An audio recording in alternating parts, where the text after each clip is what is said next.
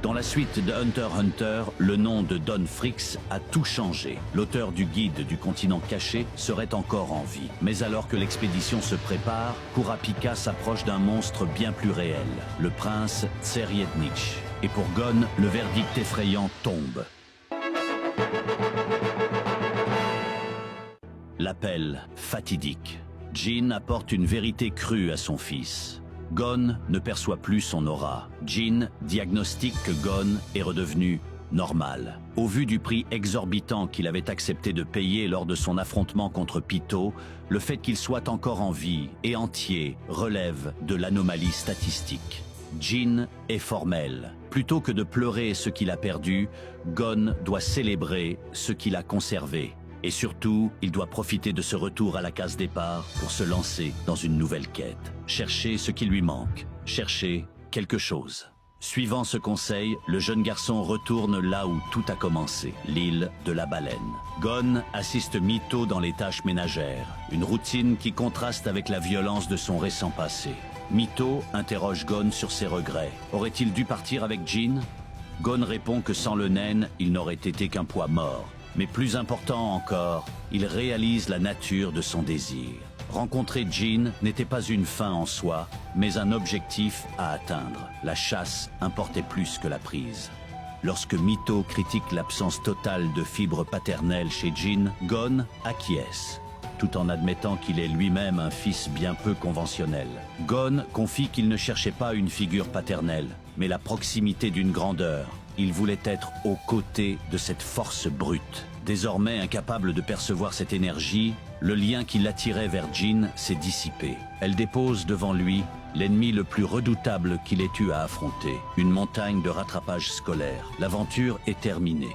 La vie reprend. Pendant ce temps, dans l'ombre du nouveau monde, au cœur du repère de l'équipe d'expédition de Beyond, une autre forme de tension s'installe. Jin fait face à un groupe divisé. L'argent qu'il a offert a scindé l'équipe. Les mercenaires tentent de rationaliser leur position. Ils n'obéissent qu'à Beyond.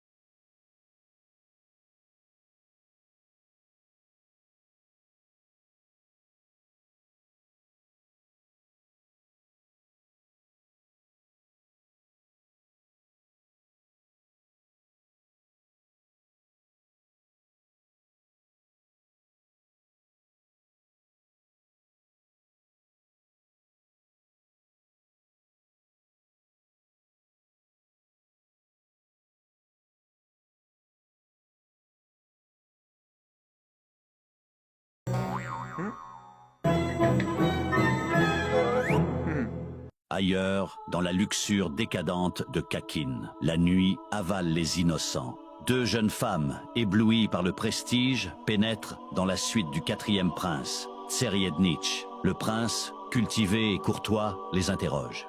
Il cherche une lueur d'intelligence. Il ne trouve que vacuité et obsession pour l'apparence.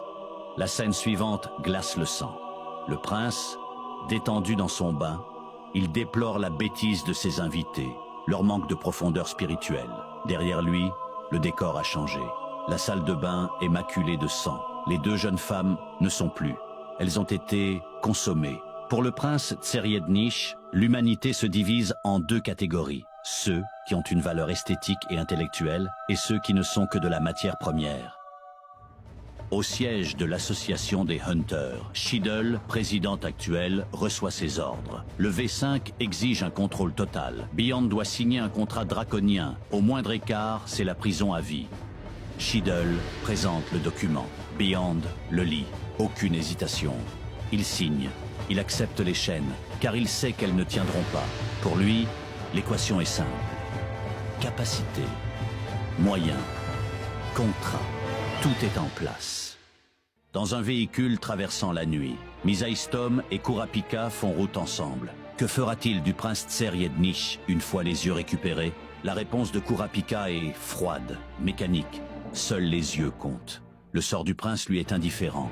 Misaistom insiste. Et si le prince refuse? Et si le monstre résiste? Le regard de Kurapika ne vacille pas. Il évoque ses précédentes rencontres. Des collectionneurs qui, face à lui, ont préféré mourir plutôt que de garder leur trésor. Il ne dit pas ce qu'il a dû faire pour les convaincre. Il précise simplement qu'ils ont changé d'avis. La menace est implicite, mais terrifiante. Kurapika est certain que le prince, aussi arrogant soit-il, pliera lui aussi. Misa Istom, observant le profil déterminé de son passager, ne peut formuler qu'une seule pensée, espérer que Kurapika ait raison. Car si le prince ne plie pas, le sang coulera.